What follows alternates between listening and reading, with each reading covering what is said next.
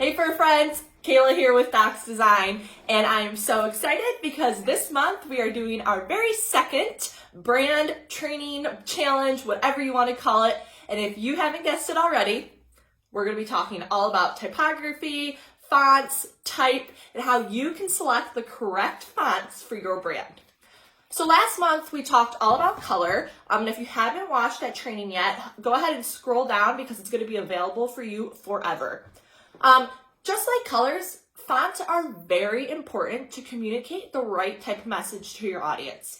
After all, your brand should have a brand tone, and every visual cue that you pick, colors, fonts, images, should all communicate that brand tone.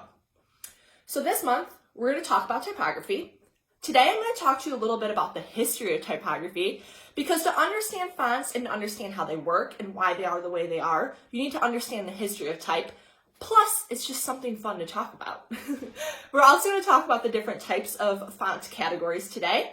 And then tomorrow, we're going to cover how you can successfully select brand fonts for your brand using our tried and true brand font formula. Okay, fur friends, so let's get started. As I mentioned, I'm a little bit of a typography nerd, if you can't tell by the piles of books I have in my office, as well as all the type classes I've taken. 10. And if you guys didn't know, I actually am a teacher for design. I teach high school students about graphic design 101. So I'm going to be talking to you guys a little bit about some of the things that I teach my students about fonts and typography. Now, I'm not going to give you a super boring history of fonts that can go chapters and chapters, but I'm just going to give you a brief overview so you can really understand why these font categories are the way they are. Okay, so fonts. The very first type of fonts, and what I like to call communication, is dated back as far as the Egyptian hieroglyphics and the cave paintings, which I think is really interesting because it's really come full circle today as we use emojis to communicate certain things to our audience. So typography from the very get-go was important because it was a tool of communication, which it is a tool of communication for your brand. So we started to move, obviously, beyond cave paintings and hieroglyphics when Gutenberg created the movable type. This was able to mass communicate to a lot of people, and you weren't relying on people handwriting and using calligraphy, which was what was used kind of in AD times before cave writing. You would just have people writing calligraphy and sending it to people. But when Gutenberg made the movable type, I'm sure you guys have seen it. It was these little metal letters that people were able to line up and print over and over again. So from there, when that movable type was created, designers and type designers started creating different forms and different typeface categories to use to print these posters and to print these newsletters, which is where all these different font categories came from. Obviously, as we've moved into the digital age, we are no longer using those metal blocks and carving them and making them different shapes and styles. We're all doing it on the computer nowadays. So you guys are lucky because you have so much resources to use typography, to find fonts. You don't have to sit there and carve your own to make your own brand typeface like some people had to do back in the movable type eras. So we're going to talk a little bit about what those different font categories are that you can search and that you can start to use. So we're going to start with sans serif, because sans serif is really the most modern, the most clean, and the most common typeface category that brands use. When we moved into the digital age is when sans serifs were born, because they are used and created on the computer. I'm going to post a graphic below that goes over all these different font categories for you so you can follow along, and you should see that sans serif is the very first one. Sans serif means that the font doesn't have any feet. So if we're looking at this cover here, the feet are these little tiny little strokes that you see like at the end of the T and the Y. A sans serif means that the letter goes straight down and there's no feet there. Some really popular ones are like Helvetica, Open Sans. They're really nice to be used in body copy because they're easy to read, they're easy to use on web, and there's a ton of free ones for you guys to use. So that is the first font category, sans serif. Again, very popular, used well in body copy. The second, actually comes from the Gutenberg movable type, and that is a serif. So that is when you see a font with the feet on them, which actually is how they carved the typefaces back in the old day to make them fit on the press, and it is where those fonts came from. So because of that, those fonts are really classic. They tend to give a really sophisticated, a really corporate, and a really classic vibe. They can be used as well in body copy, but you want to make sure you are using serifs as that is the kind of tone that you're trying to communicate. If you're a super modern brand, serifs probably don't make sense for you. But if you are a classic, a natural brand, if you are trying to give off that vibe, a serif is probably good for you to use in your body copy. So those are the two main ones that a lot of people stick with. You either have your sans serif or your serif. But there are so many more font categories. There is upwards to 20 of them, but to keep things simple for you guys, we are going to cover the top 4, and then tomorrow we're going to talk about how you can use those 4 and our formula to select your brand fonts. Okay, so we talked about the 2 most common ones. Sans serif, which means no feet, modern, crisp, clean.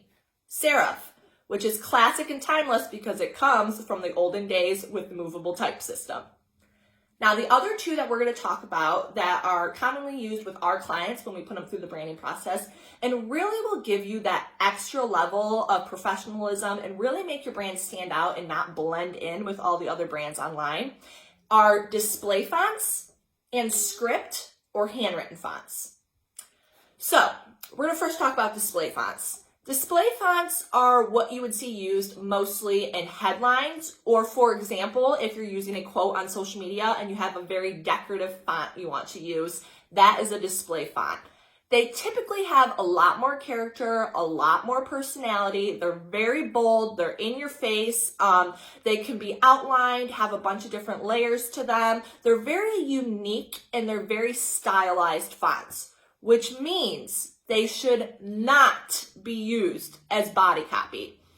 These display fonts should be used for large headlines, large quotes, and they should be used very sparingly. But having one of these display fonts in your back pocket really helps your brand stand out because they are very stylized, and it will help you not blend in with all the other brands that are using Open Sans as their only font. So having one of these display fonts in your back pocket is very key. The next, which is very common in branding, is what I like to call our script or handwritten font. So many brands use these, which is great because it really does add character, and it is a nice type of font to have to pair with a sans serif or a serif. A script pretty much goes with anything, so it's kind of a foolproof way to add some personality into your brand typography. However, like the display font, script fonts should be used sparingly. You should not be taking entire paragraphs on your website in script.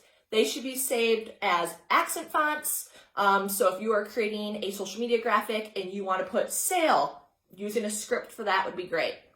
Or when you land on your website, having like spring collection above your images, that in a nice script font is great. So you want to use it sparingly, just like the display font. Okay, so we covered the 4 categories today. And again, I'm going to drop them down below. We have our sans serif, we have our serif, we have our display fonts, and we have our script fonts. Now the question is, how do we select fonts from these different categories and get them to work together? Tomorrow, we're going to go over that. But today, what I'm going to challenge you guys to do is to evaluate your brand. Look at your brand and see the fonts you're using. Because just like with the colors, using consistent typography is important. We want to make sure we're sticking to about 2 to 3 fonts.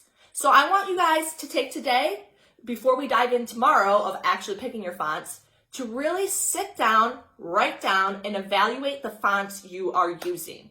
Okay, so look on your website, look on your social media graphics, look on your logo, write down all the different fonts you've been using. It's okay if up until this point you've been using 5, 6, 7, 8 different fonts, because tomorrow we're really going to nail down the ones you should be using, how many, and how. So that is your challenge for today, guys. evaluate your brand, write down the fonts you are using, write down the names. Bonus points if you can match them to the category of fonts. So if you are using Open Sans, that's a sans serif. If you are using a Playlist, that is a script font. So go ahead, look at your brand and all the different parts and pieces of it, write down those brand fonts, come back here tomorrow, and we're going to talk about how you can successfully take these 4 categories we just talked about today and start to use typography to communicate to your audience in the correct way, guys. Okay, Kayla here again with Dox Design. I can't wait to chat tomorrow.